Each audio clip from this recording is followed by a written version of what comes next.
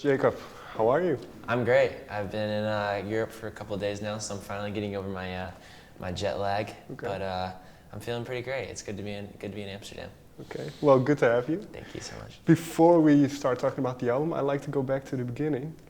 Because you started out being an athlete with sports, and then music crept in. Yes. Do you remember that moment? Yeah, it was right around 13. It's when I started getting kind of unathletic. It was when everyone was getting better than me. I was like, I don't think this is the life for me. No, but I actually was forced to go to this concert that I didn't want to go to. It was this country music concert out in the middle of nowhere, and I was forced to go and ended up just falling in love with the music that night and begging and begging and begging my family to buy me a guitar. And after a couple weeks of begging, I got my first guitar. My dad had always been in bands and stuff and had played guitar, so he taught me a couple things, and it was always around. And he was actually in some cover bands and played locally in a lot of bars and stuff. So I started playing with him, and On stage as well? Yeah, on stage. At that age, 13, 14, what was that like? It was really crazy. I don't know why. I never really got nervous either. Okay. So it was like a really weird, but very exciting time. It got old really quick playing in bars where people were very rowdy and crazy, but it was actually just a really good time. And that's kind of how I got my chops before I started eventually singing a couple months later. And then eventually my parents had split up, and I went and lived with my mom, and I kind of transitioned over into the YouTube world. Okay. And you say you started singing. Did that come as naturally as going on stage and playing the guitar? It came as naturally. It was easy for me, but I was a lot shyer when it came to singing. I did not have the confidence. It was a lot easier for me to hide behind the guitar than it was for me to be in the front and singing and such. Was there a turning point then when you felt comfortable with your voice? Absolutely. I felt like after a couple months of singing, I became comfortable, and I kind of embodied it and embraced it, and just really started getting more and more confident on stage. And it's really easy to sing for people that aren't really paying attention. So that's kind of how I got my confidence. And once it came time to sing in front of my own fans and stuff, then I felt pretty confident. So at this stage, were you already writing your own songs? I was a little bit. I wasn't doing. I didn't have any original projects out. I was doing mostly covers. I was doing covers for probably a year and a half. I was doing tours in the U.S. playing covers, and I had a couple originals, but mostly just covers. So about a year and a half, probably almost 2 years now, I released my first EP, which was the transition over from YouTube to real world stuff, which was cool. Very quickly then, because doing all these covers, because you have to learn those songs, and you kind of get to see how these songs were written. Oh, absolutely. So did it teach you a lot about... I took inspiration from, I was covering Ed Sheeran and Justin Bieber and Sam Smith and pretty much all of the stuff on pop radio, which is the stuff that I pretty much grew up listening to. I grew up listening to a lot of Maroon 5 and The Script and Train and all of these huge pop bands, and gravitated more towards the realer, the stuff that had more of the real live instruments and stuff. So it was cool once it came time to do my own stuff. Kind of taking inspiration from all of those, incorporating it into my own sound was really fun.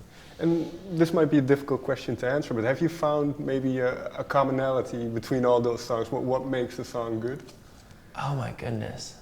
I personally gravitate more towards lyrics. I've always been a lyric person. I look up a lot to singer-songwriters like Ed Sheeran and Damien Rice and John Mayer, and I've always been, I've appreciated all kinds of different types of music. I love pop music and country music, and but I've always gravitated more towards the singer-songwriter stuff. So lyrics always mean a lot to me in a song. So you mentioned that transition to the EP where there were originals. What was the first song that you were proud of the lyrics that you wrote? Oh my goodness. I guess the first day, because I remember we had a couple weeks set out for me to write for my record, and we were doing it in Nashville, which is where I live now. And Nashville is such an amazing songwriting community in general, so I guess some of the first songs I ever wrote was a song called Not My Type at All, and another one called Ohio, which were both very, I'm very proud of them still to this day. They were both pretty impressive for like first songs. And I remember Ohio, which was really a personal song that I wrote about the relationship I had with my dad, the lack of relationship I had with my dad. And that was just really a huge step, like a huge step for me in my life. Not even just in music, but in my life in general. Talking about that and crossing that line. Dave Spencer, who's my producer and the guy I've written almost every song with to this date, we've always been really close. So it was kind of, I'm not going to say easy, but it was easier talking to him about it. But it was one of my first songs, so it was definitely a little bit nerve-wracking. But so I assume it was important for you to have the lyrics be honest and be real. Absolutely. I feel like if people who know nothing about me come to my show and don't learn something about me, then I've failed. Sure. I feel like I want people to be able to come to my show and learn who I am as a person, as an artist, as a songwriter, and really gain something from my show instead of just coming and not gaining anything at all. Do you know if your father has heard the song? I'm not 100% sure if he's heard it. I actually haven't talked to him in 4 or 5 years, so I have no idea, but hopefully. Maybe he had a reaction, but fair enough. No. But then, like you say, you also started out on YouTube. Yeah. And you're very much from that generation, Yeah. the social media generation. So how has that helped you? You go on Facebook and chat with people. So how do you incorporate social media in what you do in the music?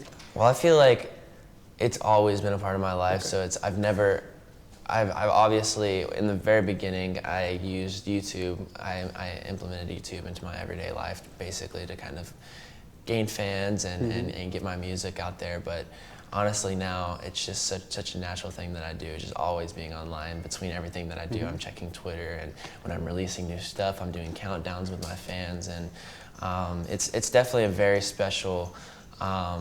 It's a special platform, and it's given artists a lot more control and a lot more access to their fans, but also giving them leverage when they go to sign major deals and stuff. They have so much more control. They end up getting more creative control and more control in general when it comes to time to sign their record deal. So social media is very important in many ways, and it's kind of always been there for me. So I've never scheduled out like times that I need to go on. I'm just always kind of on it and using it.